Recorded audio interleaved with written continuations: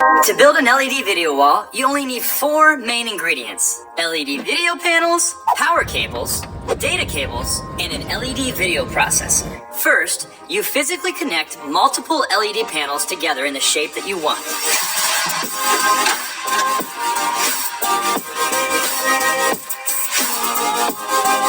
Get started, you connect the top latches of the first LED panel to the header bar. Here's a close-up to show how the latches work.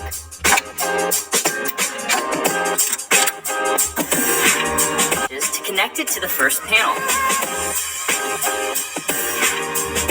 Connect the remaining panels to your LED video wall. The basic format looks like this.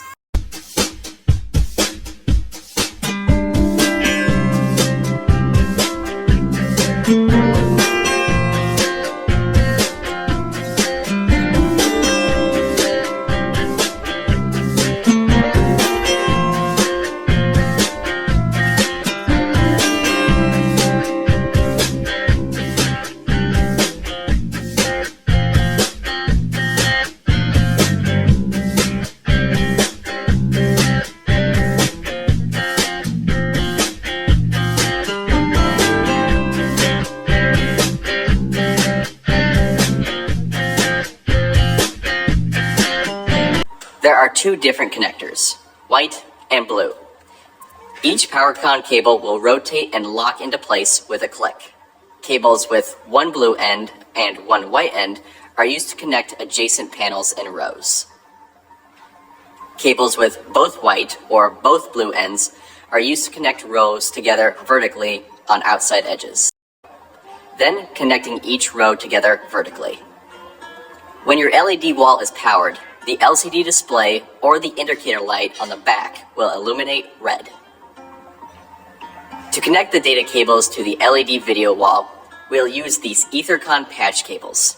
Both ends are the same. This cable connects and locks with a click. Data runs can be connected in any direction and may not follow the same path as your power connections. You will have to adjust your wiring configuration for your particular setup.